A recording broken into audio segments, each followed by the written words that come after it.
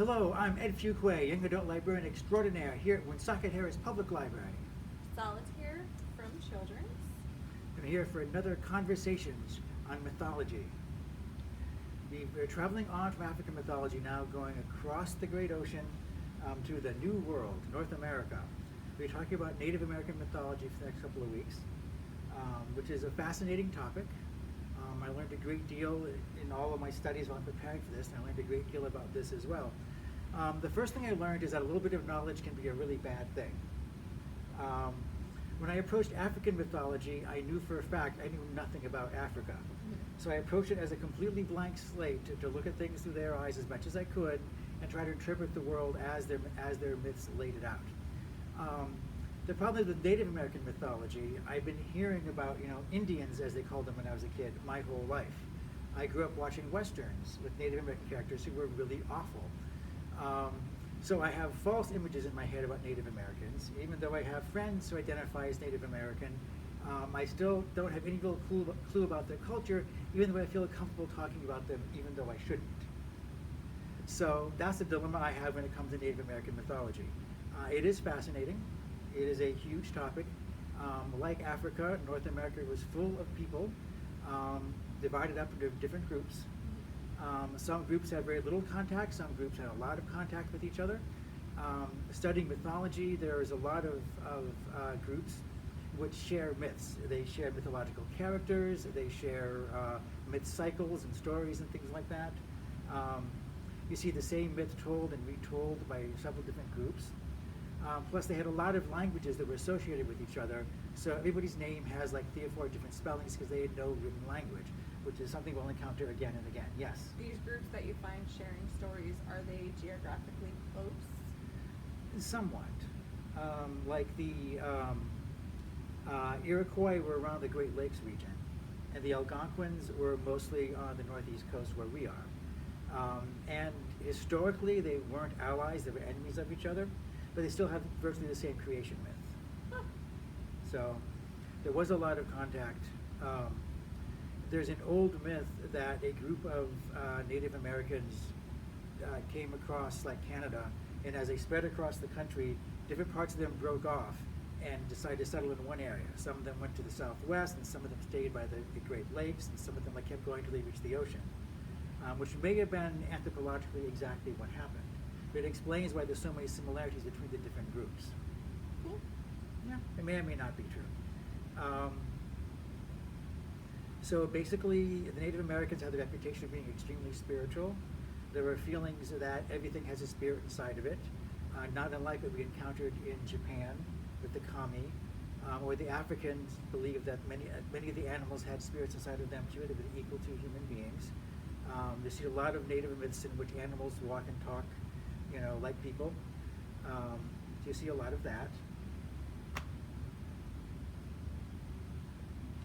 And you see the same things in Native American mythology that's in a lot of other cultures. You have trickster stories and hero stories and monster slaying stories and things like that. The Iroquois creation myth I wanted to focus on. Okay. It's a good, simple myth. It's good to hit the ground running with a good, simple one. So in the beginning, the only things that existed in the entire universe were the sky and water. Now in the sky lived a guy who was known as the Sky Caretaker, and his wife who was Sky Woman. That's who they were. So they were up there, and there was no sun yet. There was no sun, there was no moon, there was no earth. There were just sky and water below it, but they lived in the sky.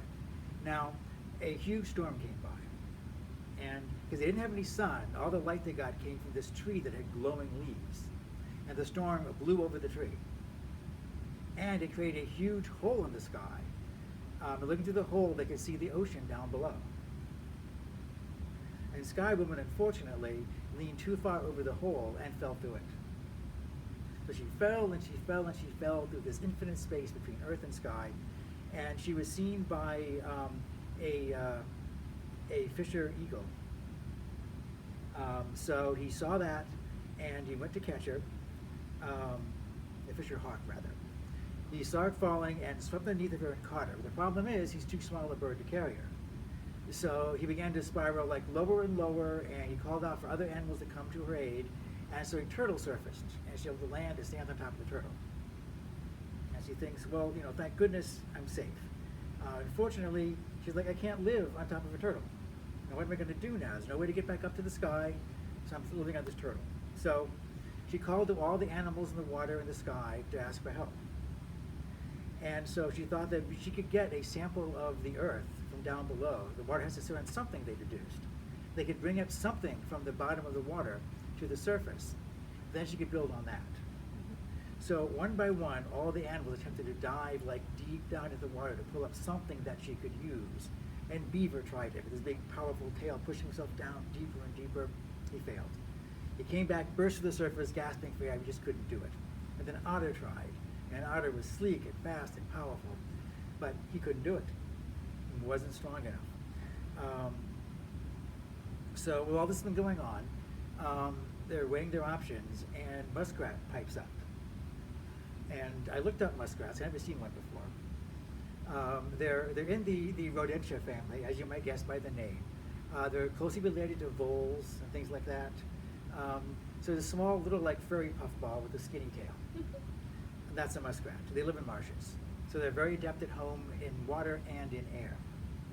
So muskrat pipes up, and he decides to volunteer himself. So muskrat dives down, he pulls himself deeper and deeper and deeper, pulling his little furry body all the way to the bottom. And he comes up and bursts through the surface, and in some version of the story, he actually drowns, and he's dead when he surfaces. But fortunately, Sky Woman is able to bring him back to life again. But he's clutching in his little tiny little paw a clump of earth. So Sky Woman takes the earth from him, brings it back to life, if this is the version of the story in which he died. He takes the clump of earth and sticks it on the back of the turtle. And they mush it out really flat. All the animals help it. They mush it out really flat, and it barely covers the surface of the turtle. She says, this is okay, I can work with this. So she starts dancing counterclockwise around the circle of earth that she's made, and it stretches out. And it reaches out until it reaches the edge of the turtle. And she keeps dancing and dancing, and other animals join in. And the turtle himself gets bigger and bigger and bigger. And the more they dance, the larger the land becomes. Until eventually, turtle becomes the size of the entire earth. And she's what they've done, decided this would be a very good place for all of them to live on. So the animals run around and they start pulling up mountains and digging out rivers and lakes and things like that. And they put the sun up in the sky to keep them warm, and the moon to help them navigate at night. So they create everything in the entire world. So everything comes to life like that. So eventually, Sky Woman got pregnant. How she got pregnant, I don't know. There's no myth about that. In theory, Sky Caretaker died with no sun in the sky until she creates it. He's up there in the clouds with no sunlight. But maybe he survived. Maybe she was pregnant when she came to Earth. Who knows? There's a really bad version of the story in which he's angry at her for getting pregnant and hurls her to the earth. Let's not go into that one. That's a bad one. So Sky Woman gives birth to Earth Mother. Earth Mother is the first creature born on the earth. And so she also gives birth somehow. Possibly the wind impregnated her, because we'll see that again in a few minutes. So she gave birth to several children. She had 3 daughters and 2 sons. Oh, there's a traumatic birth scene coming up, so trigger warning. 3 daughters and 2 sons. The daughters were known as corn, beans, and squash. An odd coincidence, the 3 staple plants that the Native Americans would live off of in the Northeast. She also gave birth to 2 boys, Sapling and Flint. Flint was a tough delivery, having a body made entirely of razor-sharp stone. The injury she sustained in that killed her. I can see how I would. Yep, it was rough. Sapling and Flint went about creating the human race. They basically created people, brought them to life, and scattered them around the 4 corners of the globe. Now the thing was, Sapling liked to create things that were good, whereas Flint liked to create things that were bad. Flint was definitely the bad seed in the story.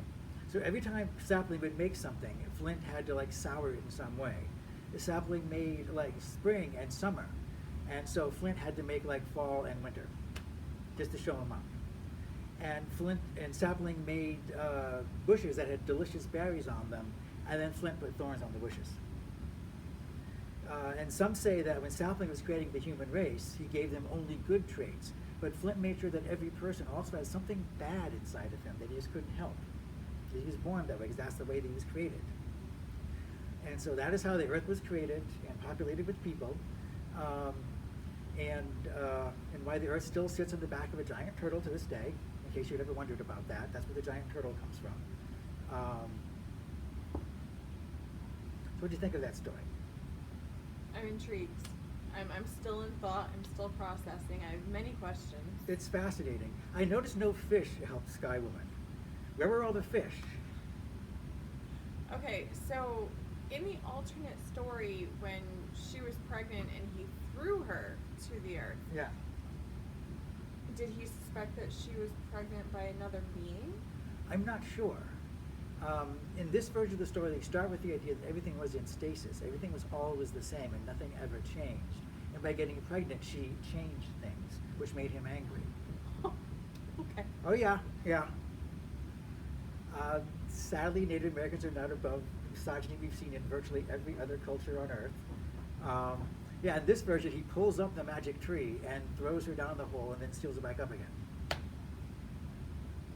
He then disappears in the myth, so maybe he does die too. And so in that case, there's a magic tree. It's a magic tree that glows because they have no sun. The sun hasn't been created right. yet. Okay. That was their sun, was the magic tree that glowed. Okay. Yeah. That's kind of a nastier version of the story, though. I only found one example of that, where there's 4 or 5 examples of the other better version of the story, where she falls accidentally through the hole. I'm there's- perplexed. Yeah, I noticed that there's no friendly fish helping her out. They're all mammals and birds. And the natives certainly ate fish a lot. That was a real staple. But they also ate mammals too. You know, so it's like, yeah. So I don't know. Yeah. So there's that story. And there's parallels to that. Also, other thing I noticed was the idea that you could swim down and reach the bottom indicates that this came from a tribe that lived near the Great Lakes. So I know that this concept exists across the board with all of these myth stories. Yeah. But given that it's missing some elements that you would expect to be there, i.e. the fish, Yeah. does that sort of insinuate that maybe there are portions of the story missing? It's possible. And the thing that struck me most about it was it is definitely a story of the Great Lakes region, because all the animals that help her are all animals that you find along the shores of the Great Lake, and none of them, or most of them, aren't ocean-going animals. You don't find beaver and otter, some otters sometimes, but you don't find like beavers and things like that in the ocean. So it's definitely a lake story rather than an ocean story. And there would certainly be fish. Yeah, and there would certainly be fish in either one. The Great Lakes are well stocked with fish, especially in those days. I've actually been to Lake Michigan. It's gorgeous. Yes. And there were fish. There's a lot of fish. Yeah, the Great Lakes are huge. I'm sure, you know, when you look at the Great Lakes, it's hard to believe you're not looking at the ocean because they're that big. Yeah. They're so gigantic. And it's the sunset there is unlike any other. Yeah. It's pretty incredible. Yeah, there's a lot of like parallel mythology between this story and several others. There's a character who is a trickster character. He's a trickster hero known as Manabhozo. And Manabhozo is also, there is a First Nations page that lists like 40 different versions of his name. It can be pronounced with an M, or it can also be Manabhozo. It can also be pronounced with a W. And several of the stories that are about him are also attributed to Wiskakajak, who's another trickster character from a totally different set of tribes in another part of the country. But they still tell the same stories about him as they do about Manabhozo. Wiskakajak is also called by the Europeans Whiskey Jack. He makes a cameo appearance in the American Gods series. So the Manabhozo stories are trickster stories, although unlike a lot of tricksters, Manabhozo doesn't have that much of a dark side. Tricksters are generally like egotistical and don't really notice who they hurt and things like that. For the most part, Manabhozo has only the good qualities of a trickster. we'll see more disreputable tricksters as we travel across the country towards the southwest. So Manabhozo is as much a like hero character as he is a trickster character. He has a magical birth, which will not surprise you at this point. There's a story of like two women who are living all alone in this cabin, completely isolated, and the mother goes out and picks potatoes, which is all they had to eat. And she goes out by herself and keeps her daughter inside the house. And she won't tell her daughter why. The daughter finally says, well, let me come outside and help you pick potatoes. She's like, okay, but remember, you must always face south. Never turn around. But of course, as she was like picking potatoes, she lost track of her directions and turned around for a few minutes, and suddenly she was picked up by the wind and literally like spun around, and her mother had to like grab her and pull her down and race back inside. And afterwards, she felt kind of different. And her mother knew that sure enough, the west wind had impregnated her. That tricky west wind had done it. So she gave birth to some magical children, one of whom was Manabhozo. Now, Manabhozo was a trickster who had numerous like magical powers. He was also associated with rabbits. So he is a rabbit trickster. Now, we've already seen the rabbit trickster in Africa, remember? Yes. And I said that when the African tales came to America, some of them got merged with Native American stories. Yeah. So Manabhozo and the African rabbit and rare rabbit all kind of converge at a certain point in folklore. Okay. There is the idea of the wind, though. It is interesting. It actually does occur in nature because that is how plants. That's one of the way that plants are pollinated. Yes, that's exactly how some plants are pollinated, and that was probably symbolic of that. The idea of the two women living alone and things like that, knowing the mother knows which direction the dangerous wind is going to be coming from, does imply some kind of like folkloric knowledge like that. Okay. So Manabhozo is her firstborn. Then she gives birth to Wolf. Wolf also has 5 or 6 different names that are much harder to pronounce than Manabhozo. So I'm just going to call him Wolf. So Manabhozo was a rabbit and his brother was a wolf. Okay. They were good friends. There's a version of the story in which Wolf is actually a wolf rather than a brother. It works both ways. And so they had many adventures together, which I won't enumerate here. But the important one comes when it's wintertime and the lake is frozen over. And Manabhozo, with his powers, warns Wolf not to go out onto the ice. And it looks safe, but it's actually really dangerous. And so Wolf sees like game on the other side of the lake. You know, deer, they're just sitting there, you know, waiting to be eaten. So he creeps across the lake to get them, but he gets like halfway across, and the ice cracks open, and this water monster comes up and grabs him. In some of the stories, they're defined as water manitous, so they're water spirits. In some of them, it's described as a lake monster. In some, it's a giant serpent. Some of the stories use the word dragon. I don't think they had the like European concept of dragons in that culture, but it was a giant lizard snake thing of some sort that grabbed Wolf and pulled him under.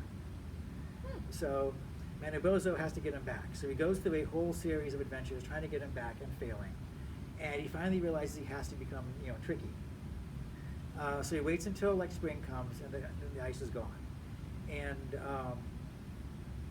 he changes into a stump on the side of the lake, right near the water's edge. And so the creatures come up from the bottom, and they wind up sunning themselves on the banks of the shore to dry off. And he makes himself look so enticing that one of the creatures actually like wraps itself around him. It tests him first because they know the Manabhozo is after them and they know how tricky he is. So one of the snake creatures wraps itself around him and tugs on him, trying to pull him out. But he grips the ground with his roots really heavily and not able to move him. So they assume, okay, it's just an old stump. So it wraps around him to go to sleep. And then very carefully, Manabhozo changes back into his human form and rises up with his bow and arrow. And looking through the water, he can see the great serpent that killed his brother down there, sitting at the bottom of the lake. And so he fires an arrow into it. There's a cycle of stories in which the dragon is only injured, and he has to dive under and go through a whole other set of adventures to actually like push the arrow in all the way to make it a killing shot. But we'll save time and energy and say that he kills it. However, the remaining water creatures, the water serpents, are upset about this, not surprisingly. Before we move forward, Yes. is there a version of the story where that first shot did hit and Yes. actually kill? Yes, I'm not just making that up. There are Okay. versions in which they skip the entire other section of it. Okay. He has to disguise himself. The great dragon sends for a healer, and so he kills the healer and puts on his skin to disguise himself as the healer to swim down and pretend to patch up the dragon. Yeah. It goes on and on. Anyway, so the surviving water manitou snake monsters are very upset about this, and so they start howling and screaming, and they start whirling around and around, and the waters of the lake froth up and start overflowing the banks. And it continues to overflow and overflow until it floods like everywhere. And Manabhozo is running around warning people that the great flood is coming, and they climb to a mountaintop, and the water keeps rising and rising, and finally they find enough timber on the mountain to chop it down and create a raft they can all sit on. So it's mostly Manabhozo and a bunch of his animal friends sitting on this raft. And so Manabhozo thinks, okay, well, I've done it this time. The entire earth is drowned now. So he has to find some way to bring the earth back. And guess what he does? I'm not sure I could. You can, because he sends all the animals to the bottom of the lake to bring up some mud. So this story then becomes the same story we've already heard from the other tribe. Each animal tries and fails until finally Muskrat brings up some mud. There's a version where Frog brings up the mud, but muskrats are cooler. So, in any event, he gets mud, and he summons the turtle to come by, and goes through the same thing that Sky Mother went through. So it ends in the exact same way as the other story. So some people call this a creation myth, making Manabhozo a creator god. But the earlier parts of the story make it pretty clear the earth was actually around before Manabhozo had to do all this. Yeah. But yes, it ends exactly the same way, though, with the earth being recreated like that by Manabhozo and his animal friends. Interesting. Yeah, it's a fascinating example of a parallel myth, because I'm reading through this and I'm going, wait a minute, I know where this is going. And this one you said comes out of what? This isn't surrounding, that's not the Iroquois. This is Algonquin. The Manabhozo story is Algonquin, and the Iroquois one is the one that had Sky Woman. Okay. But that's the example of the parallel mythology between the two groups. Yeah. Obviously, very similar storytelling tropes and things like that that are used. And there's also 3 or 4 other native stories that involve animals or sometimes people swimming down to grab something from the bottom of the lake. Yeah. So that became a powerful thematic theme to them. Okay. So that is your first taste of Native American mythology. I'm still in thought. Yeah, I don't know why Muskrat was made so cool. I mean, I left out the frog version of the story just because you expect a frog to be able to swim really well, That's not shocking. A frog can swim to the bottom of the lake and bring up mud. It was why the Muskrat story was much more challenging and exciting when the Muskrat had to do it. But the fact that he beat out the much more famous and popular otters and beavers. Well, maybe someone will know of the significance or the correlation of the muskrat. I and hope they so. They can inform us. Yeah. The idea of the earth being on the back of a turtle is one that pops up in a lot of Native American myth. And those are all groups that have a creation story more or less like the ones that you just heard. Huh. It all end with somebody trapped in endless water and animals bringing up mud. Yeah, that's a motif that occurs again and again with several different tribes all across the country. Okay. So, Yeah. how many other Native American are you going by tribe? I would try to go by tribe, but they overlap each other so much. I might try to go geographically. Okay. I wanted to start with the ones that are from the area where we live here in New England. Mm-hmm. So all the Algonquin stories, but the Algonquin and the Iroquois obviously sort of cross-pollinate each other quite a bit. Now, when you say Algonquin, does that encapsulate the majority of this area's Native American population? Yes. That was a language group which several different tribes spoke that language. Okay. How far, geographically speaking, do those tribes stretch? Generally not past the Mississippi so far as I know, Okay. although I could be wrong. They centered in the Northeast. I know that. Okay. But then again, the exact range of these people, you know, they have a traditional area that they controlled, but they also would like pack up and move if the climate got bad, Right. or they had the outcome of a war went badly against them. They would move to a new territory. They had plenty of territory until the Europeans arrived. Right. They could just pack up and move. Okay. Interesting. So we'll continue next week with like getting deeper into this with even more exciting Native American stories. What direction are we headed? Do you know yet? Or Well, we can't head across the ocean anymore, so we're going to be heading like westward. western? We'll eventually get to the Pacific Coast natives and the Apache and so forth and things like that. Nez Perce. Okay. All right. So until next time, I have been Ed. Solitaire. We'll see you then. Until next time, be safe.